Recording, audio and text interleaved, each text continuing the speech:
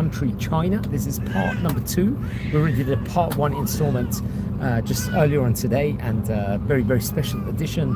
And I very much recommend everyone to watch over the first part, which we covered beforehand, as we're covering ground within regards to the Jewish community history of the country China. It's always a good thing to speak here in a special edition. Over here we've got a long article that we're going to give over. Sorry about some of the noise at the moment. And yeah, we are going to get on this. Not that much information available on the internet, but we're going to take it away. And one of the current rabbis at the moment who we're talking about in China is who really has made his mark of this, Rabbi Ephraim Betzalel, I believe. He's a 9th generation Sephardic rabbi. I think he was actually trained in the Sheba Sephardic Center, a rabbinic program, if I'm not mistaken. This was back in the year 2006, and it's a local community rabbi in Shanghai, and has really, really strengthened the religious Jewish community in regards to kashrut, with regards to shechita, and many, many other important, let's just say, life cycle facets. So we're talking about in the last session that I think according to the 2010 census, the Chinese population, the Jewish population, is about 2,800. That's what we're talking about. I think come on 2015 it was about 2,500, I believe. So very interesting. So let's speak about the community life in China.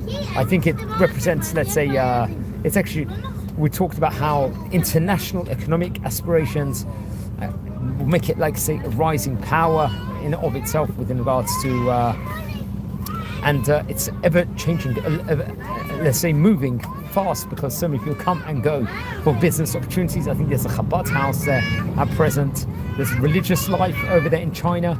It's run through, let's just say, regional organizations and institutions, and there are, I think, almost no independently run synagogues in China reported over.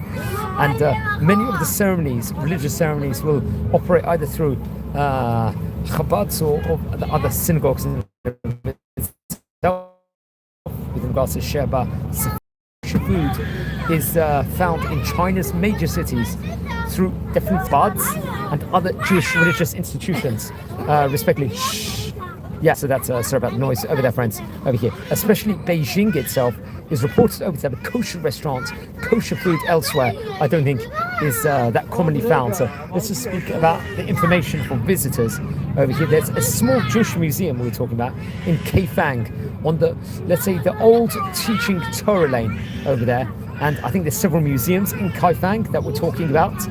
And Chinese Jews, I think, with regards to celebrating the all throughout the stages. I think it's a famous Jewish refugees museum that we have to point out. And the relations with Israel, as we mentioned about in the previous video, is, let's say, there's full diplomatic relations with Israel, and economic, technological, and military. I think there's connections in of itself. For anyone tuning in live, welcome to our community, and please subscribe to the channel here on this special edition as we learn about the Chinese Jewish history and China. And yeah, so they've got that's very, very interesting. I think there's an embassy of Israel in Beijing reported over. Now, we talked about there were different synagogues in China, including the Bet Aaron synagogue, the Bet El synagogue in Shanghai. There's also the new synagogue in Shanghai, the Shanghai Jewish Refugees Museum, which we mentioned about before, and also the, if I'm not mistaken, the Ohel Rachel or Ohel Rachel synagogue. Also, let's speak about the Bet Aaron synagogue. I think it was established as a Sephardi synagogue, established in 1927 by Silas Aaron Hardun, if I'm not mistaken, that's his name, in memory of his father Aaron. I think during the Second World War, the synagogue provided refuge to the Mir Yeshiva of Poland, the only Eastern European yeshiva to survive the Holocaust intact they were. After establishment of the People's Republic of China, it was used by, I think, someone named Winhoi Bao newspaper, and as a factory during the Cultural Revolution, if I'm not mistaken. I think eventually it was demolished in the year 1985. Let's speak about Mr. Silas Aaron Hardun. He's a key figure in Chinese Jewry. He was a wealthy businessman. He lived in 1851 until June 1931. A wealthy businessman. He was a well-known public figure in the city of Shanghai in the early 20th century. He was born, I think, to Salah Hardun, if I'm not mistaken. They weren't necessarily a wealthy Jewish family, more simple one.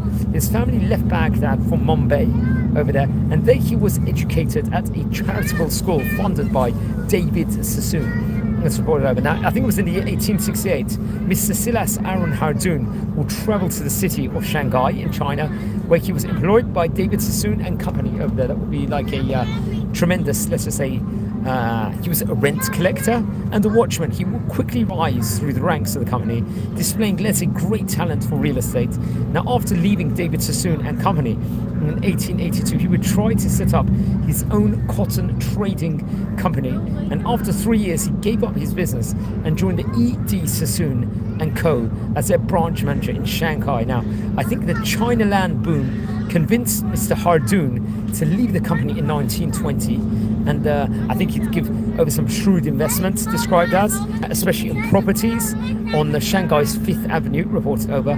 Nanking Road eventually made him one of the city's wealthiest inhabitants, and in fact, Mr. Silas Hardoon was a man who funded the building and construction of the Nanking Road, respectively. I think this is a section that comprises the still standing Art Deco style building that can be seen today. And I think it was in the early 1920s, the future Chinese leader at the time, Mao Zedong, stayed in Shanghai of a property owned by Mr. Hardoon on present day, if I'm not mistaken, Isle Road. Very, very interesting. So he was a prominent man in a Chinese, in China itself. After Mr. Hardoon, so it's interesting. I think his personal fortune was estimated at $650 million, equivalent to around 15 billion current dollars, as to say, currently. Now, after Mr. Hardoon's death, Lisa and the couple's adopted children, there would be debates, and I think Hardoon's Iraqi family members, I think there will be various different,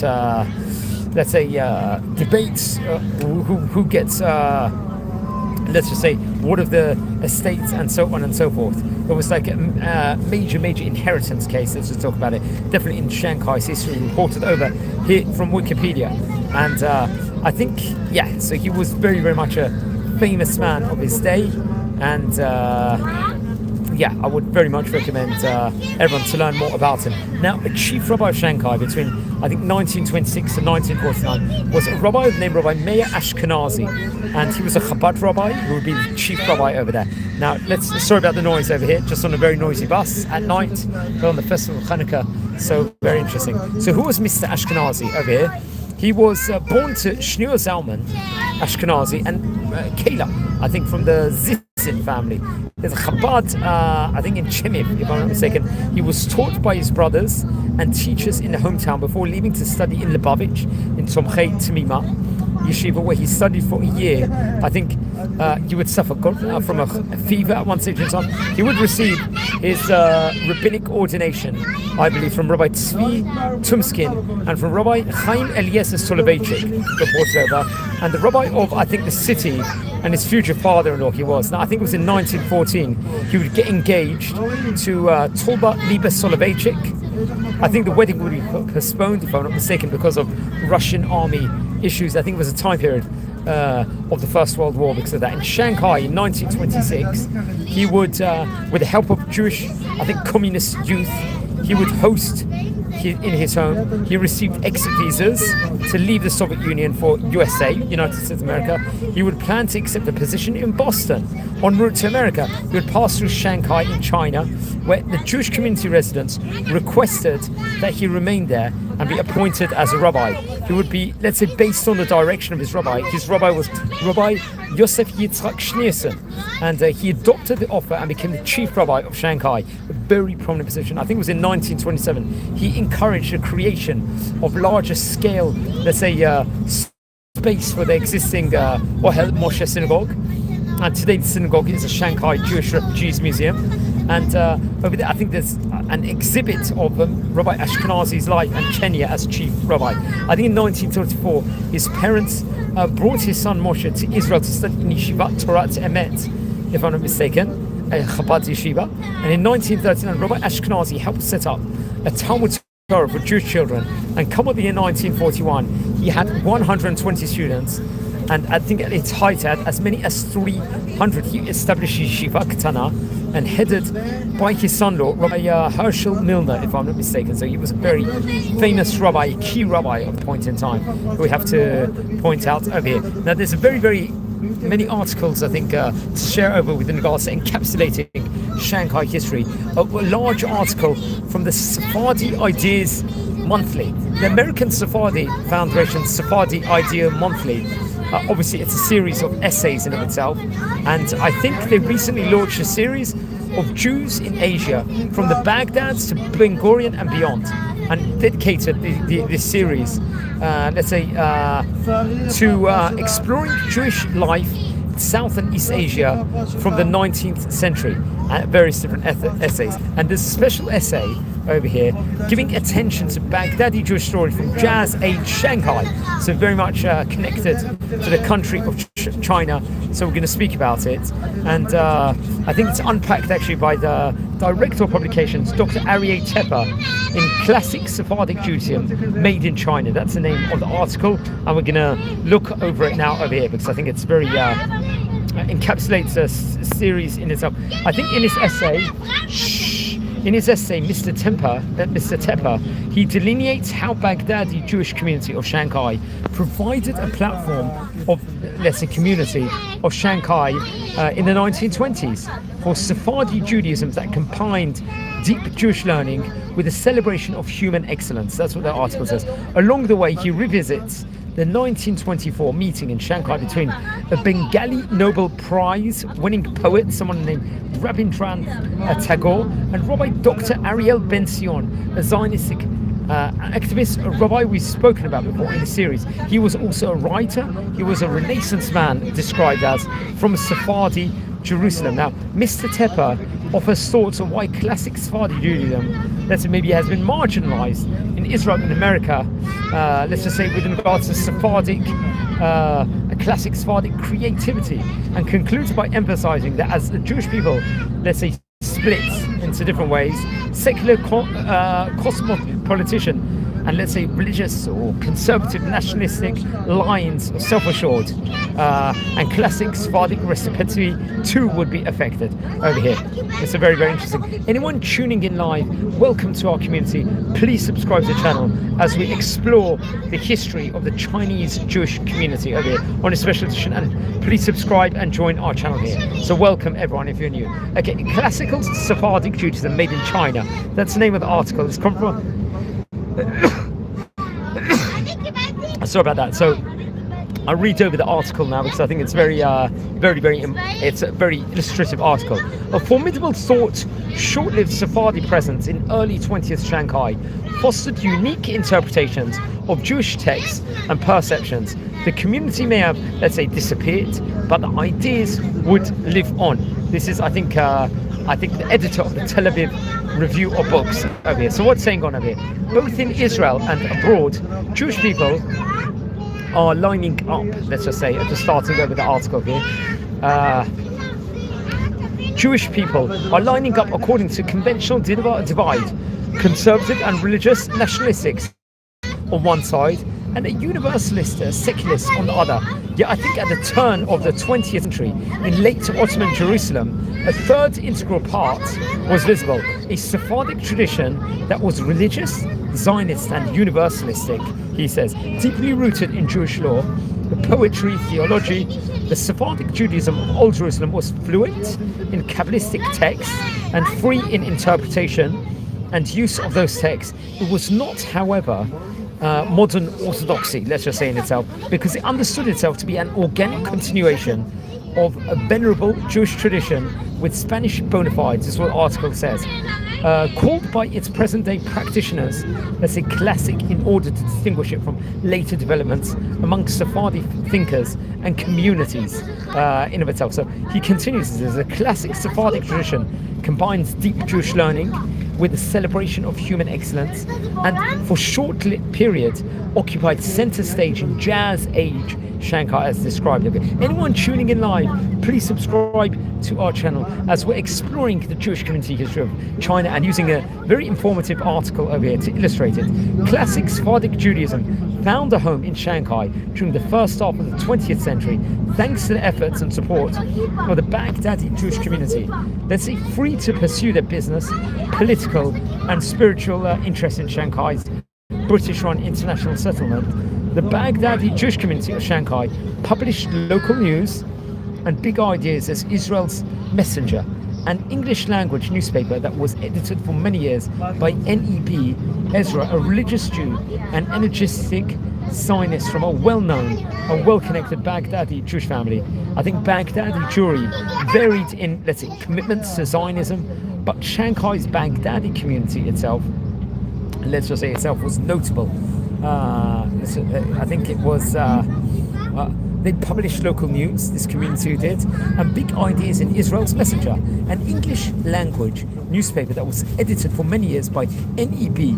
Ezra, a religious Jew and an energetic Zionist from a well-known, well-connected Baghdadi Jewish family in its commitments to Zionism. But Shanghai's Baghdadi Jewish community established the Shanghai Zionist Association. Now, I think it was in 1903, 10 years before the first Zionist organization was set up in Iraq. IM was then established in 1904. And under Mr. Ezra's editorship, the newspaper's, let's say, masthead declared itself to be a fearless exponent of traditional Judaism and Jewish nationalism.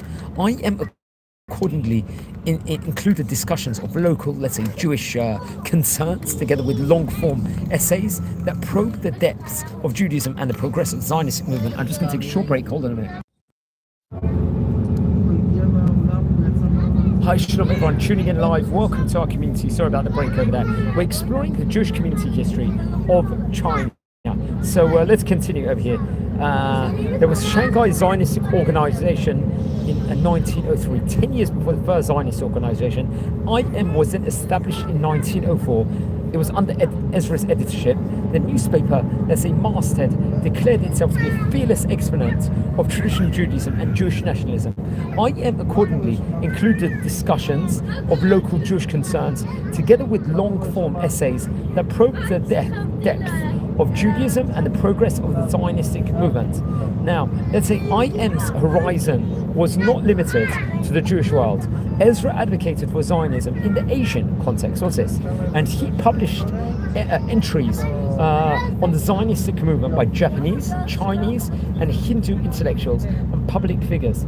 The feather of IM's cap was a letter in support of Zionism from the founder of modern Chinese nationalism, someone named Sun Yat-sen, who wrote to assure you of my sympathy for this movement, which is one of the greatest movements of present time. Now, IM's openness and receptivity to other cultures, religions, and peoples transcended purely diplomatic concerns.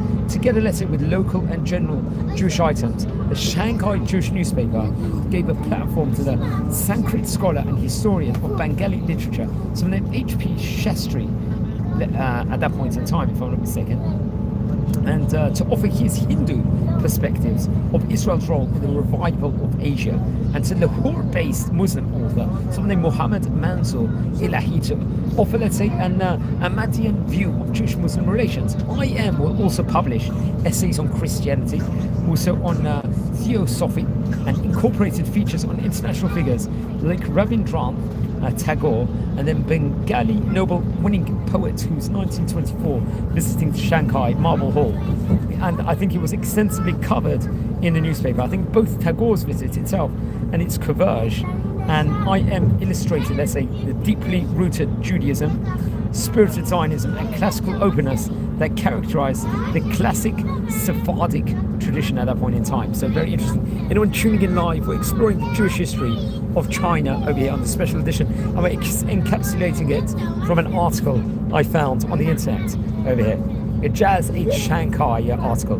I think in 1924 it was modelled after the Palace in Versailles, where the Allies convened to conclude World War I. Marble Hall was built by leading Baghdadi Jewish businessman, someone named Eli Kaduri. Very interesting enough. The palatial new home featured a block-long veranda and 6 5-foot high ceilings crowned by 3,600 electric lights. And it quickly became one of the most famous addresses in international settlement. It's also where Kaduri hosted Tagore and his team when they visited Shanghai in 1924. Now, Mr. Kaduri was not an intellectual, but he supported the classical Sephardic tradition and saw its flourishing as a way to glorify his community at that stage in time. He invited guests from across the city to a banquet in honor of the famous Bengali, the poet of Asia, opened with a few well-chosen words. He welcomed, I think at that point in time, and then called upon Rabbi Dr. Ariel Ben Sion. Remember, we've spoken about him before. We recorded a video about him. He lived between 1880 to 1932. He was a Zionist emissary and, let's say, Renaissance man who was living in Kadoorie Shanghai mansion to deliver the opening address, respectively. Just hold on, I'm going to take another break. Hi Shalom, sorry about that. I just took a short break just for a minute. We're talking about Rabbi. Hi Shalom, sorry about that. I just took a short break just for a minute. We're talking about Rabbi Ben Sion. Let's talk about Rabbi Ben Sion for a minute. His individualist blend of traditional, Zionistic and cosmopolitan elements embodied, let's say, the classic Sephardic Judaism that was cultivated in pre-state Jerusalem. And thanks to Mr. Kadoorie and N.E.B. Ezra, they found a home in Shanghai. Now, Rabbi Ariel Ben Sion was born in 1880 to a Sephardic Jewish family. His father was a Kabbalist, and in Rabbi Ben Sion's words, a descendant of a family of Spanish exiles settled in Fez, who lived a life of beauty, this was described, of sanctity, of melody, of silence, at the famed Yeshivat Bet El seminary in Jerusalem. We've spoken about it on various occasions before. And I think when he was young, Rabbi Ariel would learn at Tiferet Yerushalayim, a 19th century Sephardic yeshiva that taught languages, history, science, together with holy subjects, and would study, I think, Swiss and German, I believe, also, if I'm not mistaken, I think in universities. And then he would carry a doctorate at the University of Bern. And I think it was in 1910, Rabbi Ben Sion returned home to Ottoman Jerusalem to work as a teacher and a newspaper reporter. By now, I think a polyglot and Hebrew language, a poet and writer. He would set out again in 1930 to serve as chief rabbi in Monastir, interesting enough, in Macedonia, the same year that he attended the 11th Zionistic Congress in Vienna, and he organized a special committee of Sephardic delegates. Now, Rabbi Ben Sion was being hosted in Mr. Kadourie's new palatial residence and regularly featured in the pages of this publication of IM, because he, let's say, had begun another chapter in his adventurous life, this time as a Zionistic representative for the United Israel Appeal in South America, the Iberian Peninsula, North Africa, Egypt, Iraq, Southeast Asia, and Shanghai. Now, Rabbi Ben Sion carved, I think, a dual role for himself as an educator. He was a fundraiser, successful one. He motivated Sephardic Jews to support the Zionistic movement while articulating a vision of Zionism as a Jewish people symbolic and literal return to the East. He circulated his vision in poetry and prose, and in 1931, a year before his premature passing, he published the Zohar in Muslim and Christian Spain, a literary, mystical, historical study that celebrated the Zohar's, let's say, fantastic spirit of fantastic, let's say, adventurous, with which all currents of Spanish life were impregnated. That's what he would, including among his spiritual adventures, let's say, of Spanish Christians and Muslims like Roman Lul, Ibn Arabi, Cervantes. This is what the article saying over here. As for the book's view of the Zohar, Rabbi Ben Sion, I think, would believe that its ideas are ancient, but that Talmudic sage Rabbi Shimon Bar Yochai did not write the book, he would say. Okay, this is his opinion. I'm just quoting the article. Instead, the Zohar's hidden mystical Sephardic author hung his capillo on Rabbi Shimon Bar Yochai, because this is what is quoted here in the article. I don't know much about it. I don't know. I can't make a comment on it per se. I'm sure other people could say. I'm just quoting what's said over. Inspired by the belief that his revelations came from the source of divine inspiration, that they emanated the very source of truth, the author sought to lift his work to a higher plane. He therefore chose some high personality, preferably one who had a source of inspiration on himself or in the guiding spirit of his own life, and made him responsible for proclaiming this new truth to mankind. So I'm not so sure about it. I can't make a comment about it. I'm sure a lot of rabbis will make a comment on a statement like this also, but we're just quoting what the article here says because it happens to be China. Now, Rabbi Ben Sion, I think what the article says, believed that the Zohar's spirit of fantastic adventurers is at that point in time beginning to disappear and, let's say, goes to oblivion. I don't think that actually happens at all at the end of Jewish history right in the south. So I think he'd have a meeting, if I'm not mistaken, with Tagore at one stage. Now, Rabbi Benson began his address at Kadourie's Marble Hall by honouring him as a of Asia, swinging to the poets, let's say, mystical, let's just say, sorry about that. We'll just going on to that. So he would say that surrendering to the poet's mystical vision, Rabbi Ben Zion, let's say, said to have read Tagore, is to have the universe transformed in one's eyes into the temple of Bet Mikdash of God, who is to be found everywhere in everything. But Rabbi Ben Zion was not just reading Tagore, he was, in his words, reading Tagore in translation from Bengali to Hebrew. That is, let's say, one Oriental language to another. Rabbi Ben Zion, I think, according to the article here, was a champion of the revival of Hebrew language, if I'm not mistaken. It's stated over here, there's a quotation. One moonlight night, while walking on the hills of Jerusalem, a great Hebrew writer said to me, I wonder if you realize how near Tagore's poetry is to ours, and justified is his call to return to the mentality as expressed by our prophets of old. Is it not the poetry of Bialik and the theory of Ahad Ha'am, a call to the young generation of Israel to return to the spirit of all? And is this not the aim of Zionism? Now, once again, Bialik, I don't know how religious a figure he is, and many Orthodox rabbis might question him from just my reaction. We're just quoting the article here, it's not my opinion.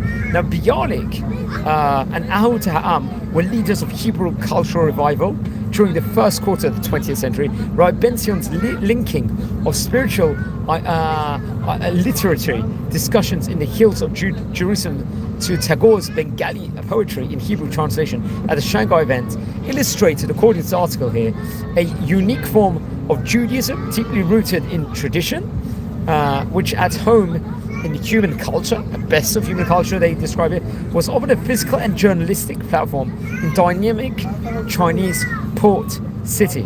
I think Tagore was a Nobel Prize winning poet and followed Rabbi Ben Zion's opening address by exudating the Asian context. You welcome me as this poet of Asia, and I'm proud of it, he says. I have deep sympathy for that great movement of yours in the west of Asia, in the creative activities of Zionism, for it represents a great truth, the, let's say, marvelous steer of awakened to discover its own land, yet the whole mind of Asia is hungering for its spiritual, let's say, home.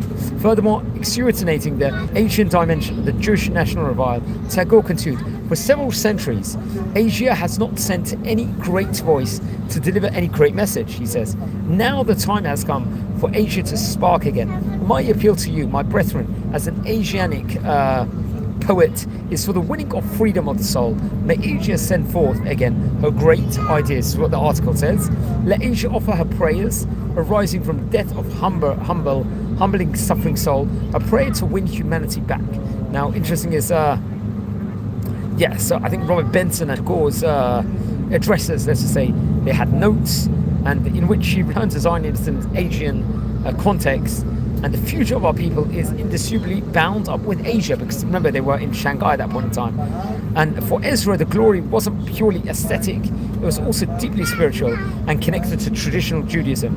We realize that he is a great benefactor of the human race, a teacher. Our ancient teachers glorified in the role that teachers had played, at which point Ezra quoted 3 Talmudic texts on the honor befitting teachers. That Tagore wasn't Jewish was irrelevant, as it was lovers of the poet, soulful, mystical voice. Remember, we've got to take this with caution. This is not my opinion, this article. I'm just reading over an article, because it's an article that comprises the history of Shanghai in that period of time when much was going on. I think Tagore's visit to Shanghai clearly illustrated the classic Sephardic form of Judaism celebrated in Shanghai, but was far from alone. I think IM also celebrated Jewish figures whose writings and activities reflected, let's say, the classic Sephardic approach. The rabbi most often featured in these publications of IM included the famous Rabbi Ben Zion Meir Hai Uziel, who lived between 1880, I think, to 1953. He was a Rishon LeZion chief rabbi. He was an old friend and a learning partner, a chavruta of Rabbi Ben Zion. He was born in 1880. He attended the same yeshiva Tzfirat Yerushalayim, and grew up to become the chief rabbi of Tel Aviv, Sephardi one, and later the Sephardic chief rabbi of the state of Israel. Now, just like Rabbi Ben Zion, Rabbi Uziel's vision was religious, Zionistic, and receptive to the best that humanity has to offer. Over here, we have to point out. And also Rabbi Ben Zion, just like him, Rabbi Uziel was fluent in Kabbalistic literature and remarkably free in how he used it. Although I think he opens his 2-volume of Jewish thought, I think it's called the Hegioni Uziel, by professing to be innocent of Kabbalistic leaning. And Rabbi Uziel, that's according to the phrase given here in the article, Rabbi Uziel freely suffices, let's just say, the entire work with Kabbalistic terms, ideas, texts that he uses as material in articulating his unique spiritual vision. Rabbi Uziel's sermons for the Jewish holidays and letters to the editor, I believe, were published in IM, as well as some brief interviews. And in one letter to the editor, he even asks that his personal regards be conveyed to his friend Rabbi Ariel Ben Zion. He featured and celebrated Rabbi Uziel and Ben Zion in his newspaper, and Ezra was both honored, I think, and offered a home for the classic Sephardic Judaism of Old Jerusalem. Judaism of Old Jerusalem. I think in a sense, let's say, in the pages of IM, Shanghai became a chapter in old Sephardi Jewish tale, but if classical Sephardic Judaism's moment under the Far Eastern Sun is a chapter in a longer story, the continuation of a narrative thread is harder to find. That's what the article says. Now, I think Ezra passed away in 1936, and in 1937, Japanese occupied Shanghai. Israel's messenger ceased publication in 1941. I think by that time, Chinese communist forces conquered and united the mainland in 1949, and the Jewish community of Shanghai was, as they say, history, I think, at that point in time. Rabbi Uziel lived to compose a prayer with the state of Israel with Rabbi Yitzchak Herzog, but he passed away in the year 1953. His writings and teachings, let's say, maybe ignored by some parts of religious communities in Israel and abroad, but I think further during the first half of the 20th century, the more limited scholarly horizons of Yeshivat Porat Yosef displaced Tiferet Yerushalayim as a center of traditional Sephardic scholarship in Jerusalem. Now, I think in relation to Robert Ben Zion, scholars of Kabbalah, let's just say, Israeli society, literature, even Islamic, let's say, spirituality, as the article says, have written a few articles about him, but Robert Ben Zion has been, let's say, ignored within the academy. Someone named Jonathan Mayer critiques Robert Ben Zion's portrait of Kabbalistic decline in Jerusalem, but he ignores the Zohar in Muslim and Christian Spain, and as such doesn't investigate the book as an example of enduring Kabbalistic creativity. Someone named Almog Behar and Yuval Evry, they would explore Robert Ben Zion's meeting with a Tagore, but they completely abstract the meeting from its specifically Baghdadi Shanghai context. And I think in Orthodox circles, Robert Ben Zion is very unknown in Israel. While I think Routledge was publishing in Muslim and Christian Spain and under the category of Muslim Spain. Once again, many people would have heard this. I don't know if many Orthodox rabbis will agree to it. I'm just reading over the article. They will actually mistaken that classic Sephardic Judaism, and why hasn't classic Sephardic Judaism of Shanghai, with its origins in Jerusalem and Sephardic diaspora, not seriously studied by scholars? That's the question. I think in the 12th century geopolitics, if I'm not mistaken, could be a factor, which is using over here. A Jewish migration in the same period, ethnic roots of American Jewry, development of Israeli society, and character of the academy and modern Orthodox yeshivot are involved. At this point, the article says, two broad points need a mention relating to two post-war centers of Jewish life. Now, the article is going to continue. First, integral vision championed in the pages of IM, and in the writings of Rabbi Uziel and Rabbi Ben Zion, it didn't fit the strict socio-cultural divisions that ultimately, let's say, emerged in Israeli society. Likewise, in the United States, almost all the active centers of Jewish life are distinctly Ashkenazic in their historical and ideological orientation. So Rabbi Uziel and Rabbi Ariel Ben Zion are not, let's say, in this specific radar.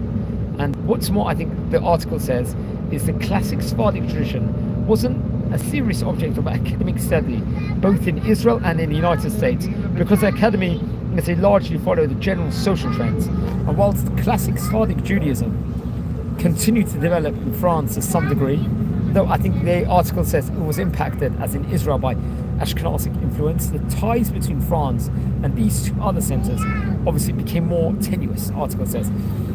They give a note at the end that classic Sephardic Judaism wasn't completely disappeared. They quote Rabbi Yosef Meshash, who lived between 1892 to 1974, and Rabbi Yehud Ashkenazi, also known as Manito, who lived between 1922 to 1996.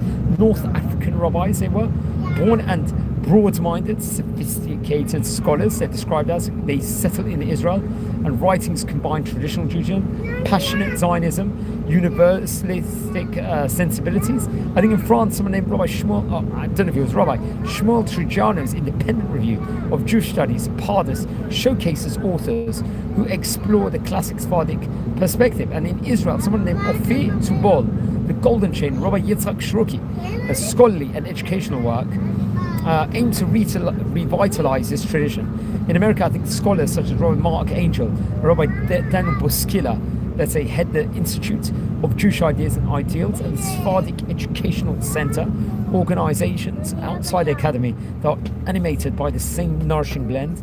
And in the context, Professor Daniel Elazar, I think lived between 1934 to 1999, needs a mention, the article says over here.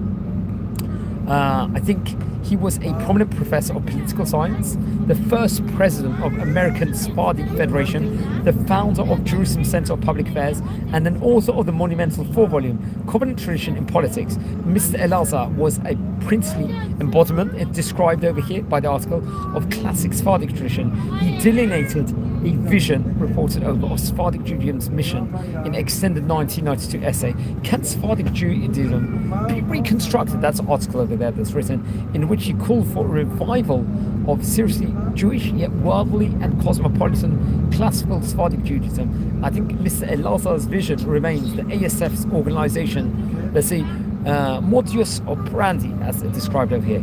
Now, let's say, as for classic Sephardic Judaism's platform in Jazz Age Shanghai, the Jewish world in scholarly circles share the assumption that China had never been home to any kind of, let's say, substance of Jewish culture, and a breakthrough occurred, I think, thanks to efforts from outside of the university setting.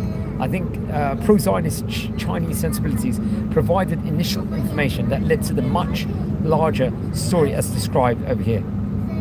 So very, very interesting. As the Jewish people, let's say, split, they conclude this article along, let's say, secular composition and conservative religious, let's say, the article paid tribute and asked to remember N.E.B. Ezra's and Rabbi Dr. Ariel Ben-Sion, Rabbi Ben-Sion Meir Chai Uziel. They participated and shared a venture that embraced spiritual vitality wherever it was found.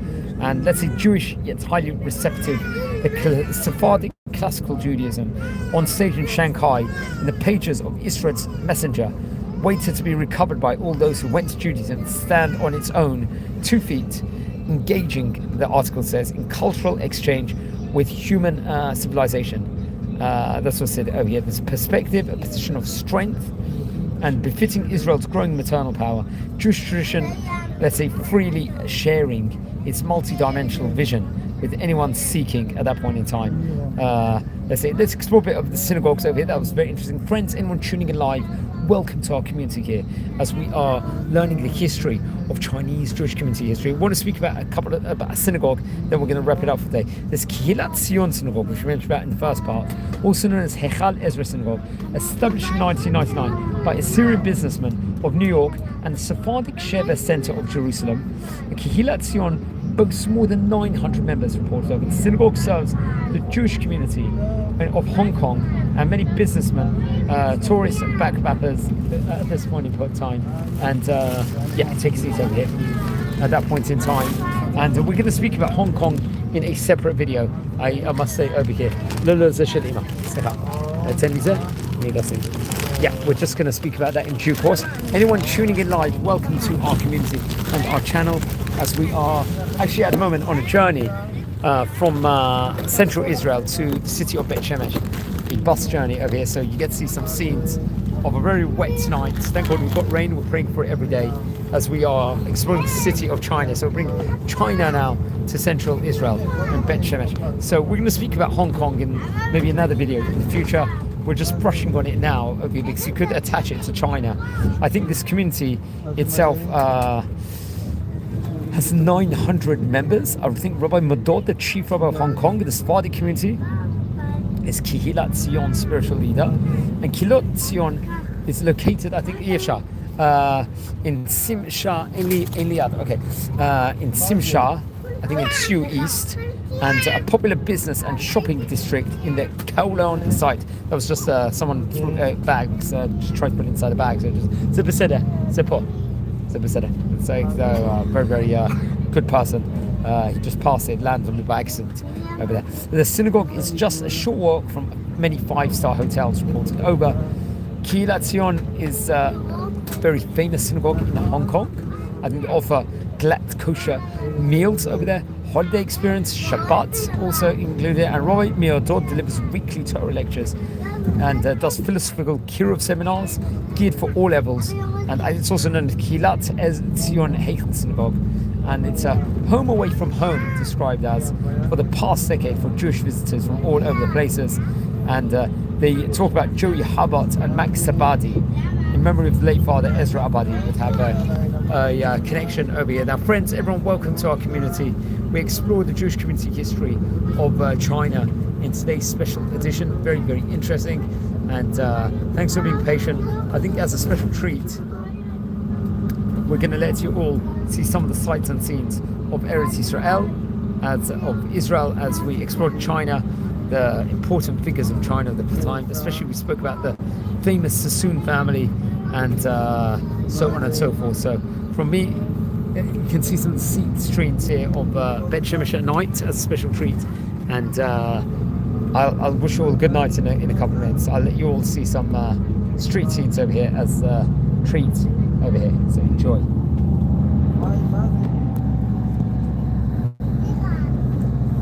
Just to conclude the video.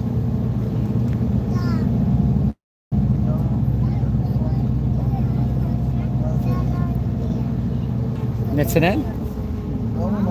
תגידי מתי אנחנו ברמה א', בסדר? אני הולך לישון כמה דקות, בסדר? כן, נתנאל? תגידי מתי אנחנו ברמה א', כן? כן, ברמה א'. נתנאל, אני חייב את אחן נחל לוז, את רחוב נחל שחם.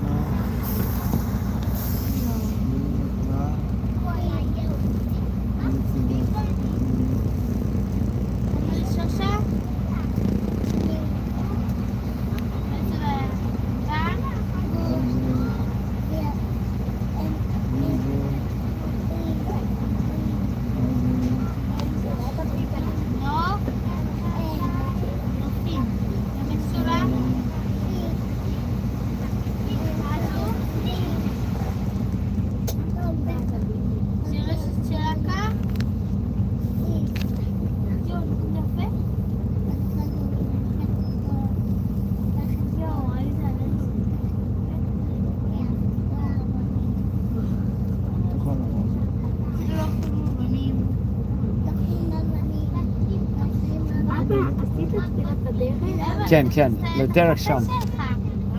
אני אעשה, כן.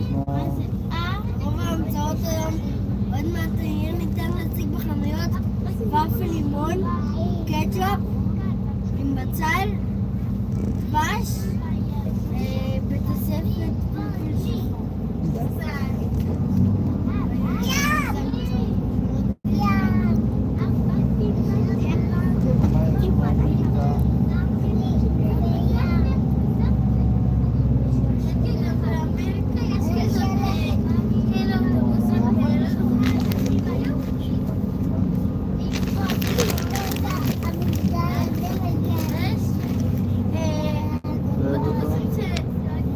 של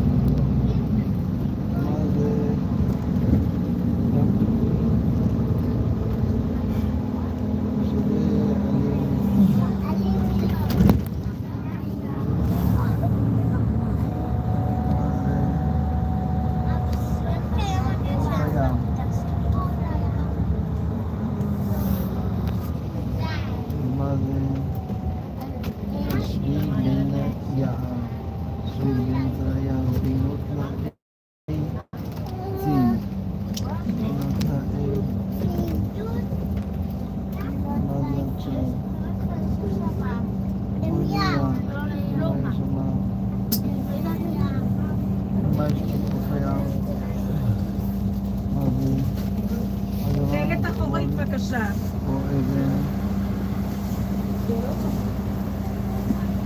מה? זה אבנים או אדמה? או בגבול חי? או ברד? אין לזה רמה.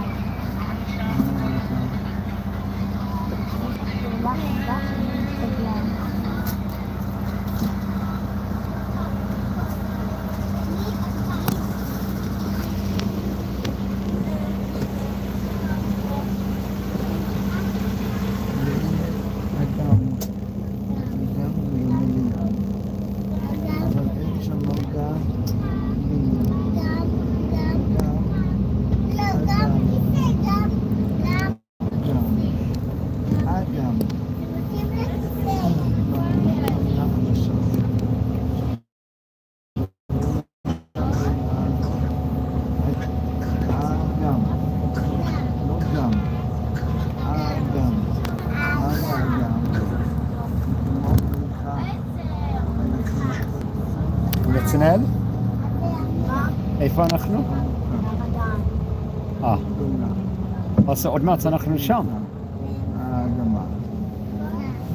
נתנאל, אנחנו חייב את נחל שחם. זה חייב יוריד משם, זה אי אפשר בנחל עוז, זה בעיה. אוקיי? עוד כמה דקות אנחנו בנחל שחם? עוד 10 דקות?